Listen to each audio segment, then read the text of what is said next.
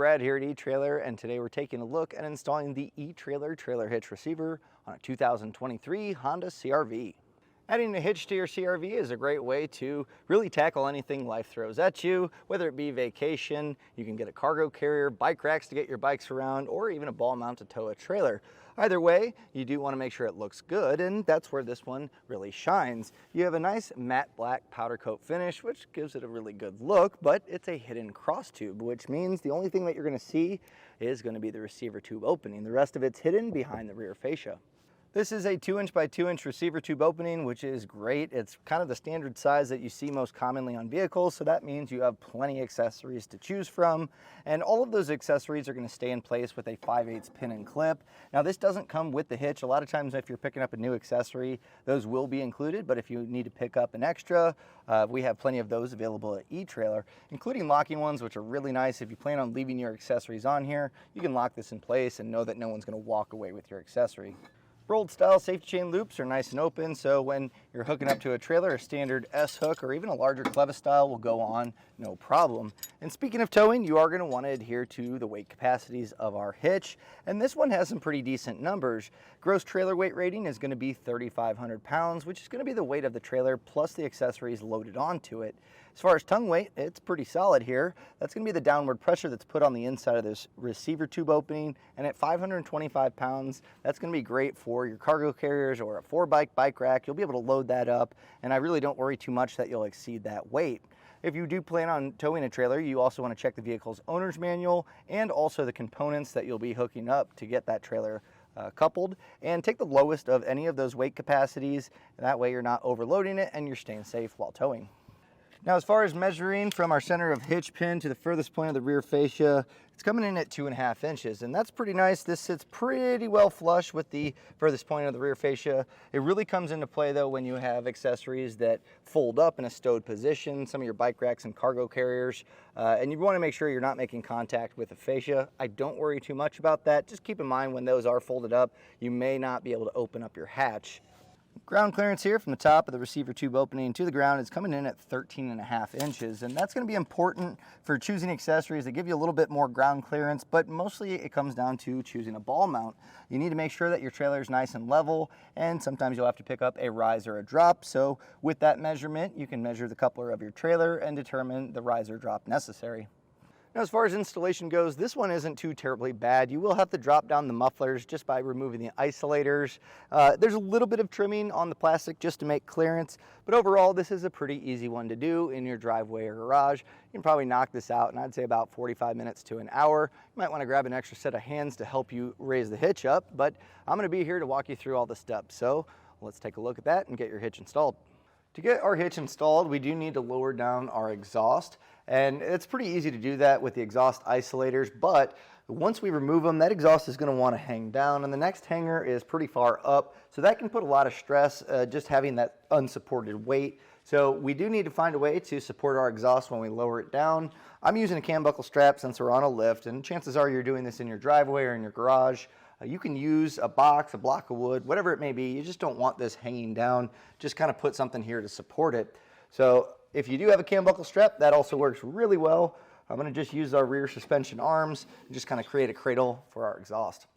To get to our isolators, there's going to be a total of 3. One on each muffler, kind of up front here, and then as we go back, right in front of the rear cross member, kind of by this arm, we're going to be popping those off. And normally these aren't too bad to get off. If they're fighting you though, sometimes that rubber kind of seizes up on that metal. A little soapy water solution is a great way to kind of lubricate that. Makes it a lot easier to not only take them off, but put them back on later. So you can just put some dish soap and water, spray those down.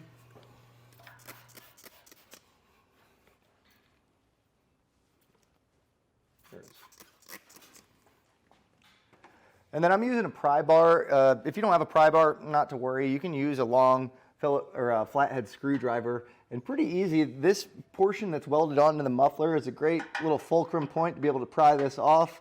So just kind of peel this back until we get these popped off the stud. Now you can remove the bottom or the top. It really doesn't matter, just as long as we get our isolator taken off here.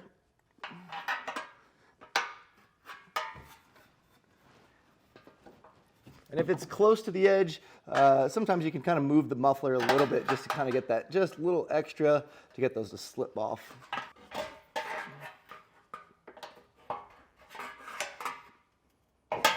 Now on this one, you can use the hanger arm to kind of pry on this one. Now this one is a little bit, it's wider and it's a longer section. So again, if you need to, you can pop off the top one. It doesn't matter as long as you get it removed.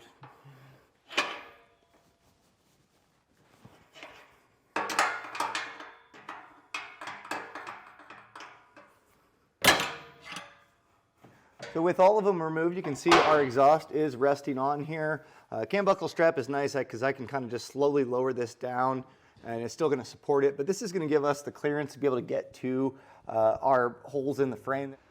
So now we need to remove this center underbody panel. Now we are going to be eventually trimming for clearance of our hitch, but for now we just need to get this removed. We have plastic push pins.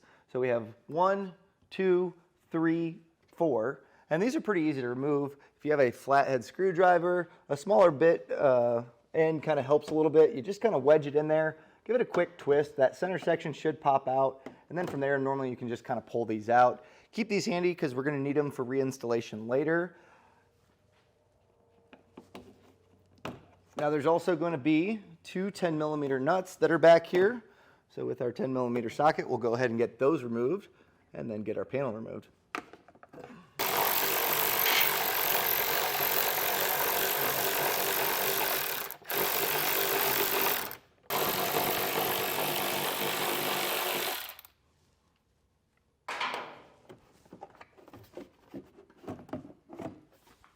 Now taking focus at our frame of the vehicle, we're going to get our hardware in place, and it uses a fish wire technique that might be a little worrisome at first, but I'm here to tell you it's pretty easy to do. And essentially all we're doing is getting our carriage bolt and our spacer block into these 2 holes. So what we'll do is take our fish wire, unravel it, and with the coiled end, feed that through the small hole and go to this access hole here. And what I'm going to do is at the end, I just put a small bend here. That way it doesn't pull through, but also that kind of helps when you feed this through the hitch to kind of keep that in place. At this point, take your spacer block. And then we have our carriage bolt that we're just going to thread onto this coiled section.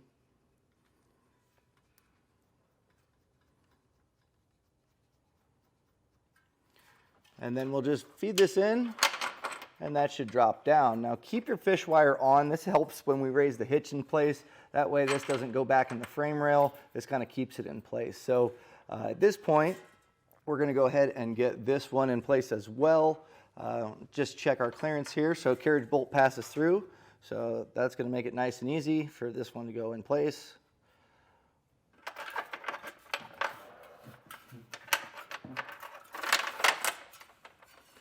Now with those 2 in place, we'll just repeat on the other side. Now before we raise our hitch in place, we do need to trim out a small portion of the fascia just to kind of make clearance. The hitch will sit kind of up tucked here, but as the receiver's kind of resting here, this kind of has to get notched out. Now in the instruction manuals, there's measurements, and one of them I was looking for the reference point, and they kind of have it to where it's in black and white if you have the paper instructions. So what I'm going to do is just use this as our center point and those same measurements. So with a tape measure, go ahead, you can measure that out based on the instructions. I'm going to use painter's tape. It's a great way to make sure that you have clean lines, and it makes it nice and easy to follow. So now we're going to go ahead and get this trimmed out. I'm going to be using an oscillating tool or a multi-tool as some people call it, and this is going to give us those nice clean lines. You can use a pair of snips, you can use a Dremel, whatever you have handy. Now something I do recommend, some trims will have the lift gate where you can access that with your foot. So if you do have that kick panel sensor, check to make sure there's no electrical connections. We do not, so we'll go ahead and get this cut out.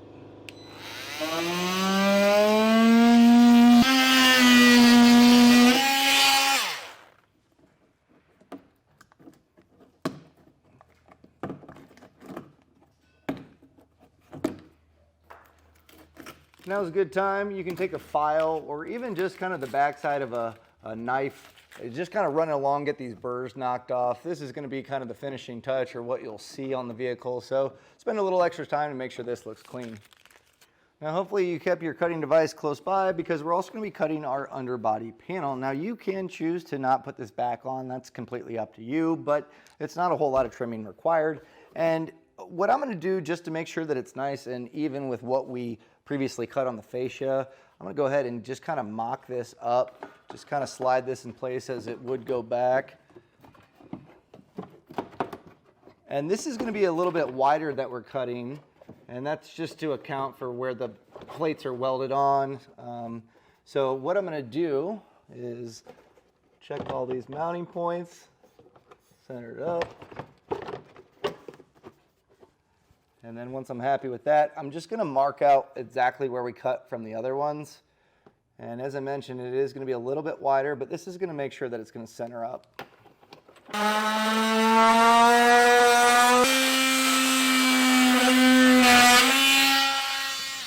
So at this point, we're going to go ahead and get our hitch raised into place. So I have John helping me here, and it's definitely cumbersome to do by yourself, so I'd recommend having that extra set of hands. This is where those bends in the fish wire come in handy, because as you feed this through the corresponding holes on the hitch, it's going to kind of hold this in place. Now, as we raise this up over the mufflers, we're going to kind of get this seated for a second, kind of back this up against the tow hook, and then just peel back on your fascia a little bit. There's some metal brackets that you'll have to kind of slide this up over, but that should allow our hitch to kind of go into place and line up with those studs that we passed through. Just make sure that these are passed through, and at this point, be very careful not to push these back in. You can take those fish wires off, and sometimes you can use the hitch to kind of keep that in place. Another trick, it's kind of hard to thread these in while it's supported or unsupported, so you can take your fish wire and just kind of wrap it around those, and then just get one of them started on each side, and that's going to keep the hitch supported. You know, it just has to be loose here, but that way we can get the rest of the hardware up nice and easy. Now, we have this in place, just loosely mounted up. It's a good point to show where we trimmed out. The measurements in the instruction manual are pretty good. I mean, we don't have a whole lot of wiggle room here, so if you follow those, it does get a little bit tight when you're putting it in place, but overall I'm very happy with how that turned out. So if it is kind of, you know, if it's putting stress on the plastic, you can make little relief cuts, just kind of slice away at that until it's widened out to where, you know, it's not gonna, it can free move on there. But now at this point, we're gonna go ahead and where the back plate goes through the tow hook loop, we're gonna run our large carriage bolt through there. So slide that through. And then we'll have our big spacer plate here. That's going to go there, and then we're going to finish it up with that large serrated flange nut. So now we're going to go ahead and tighten our hardware down. You don't have to get too crazy here, because we are going to be coming back with a torque wrench to make sure that they're properly seated and, you know, not too tight. But to get the 4 that we ran through our frame rail tighten, it's going to be an 11/16 socket. So go through and get those snug down. And once you get those 4 tightened down, we can then go to our carriage bolt on the tow hook, and this is going to be a 3/4 inch socket to get tightened.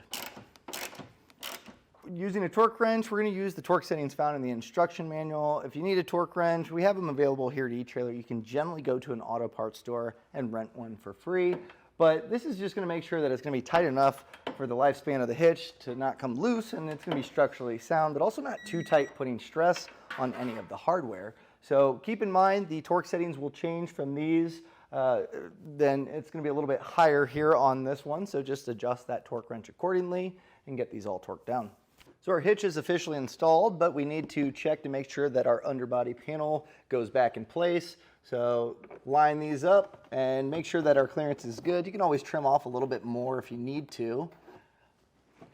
And we'll just get everything buttoned up.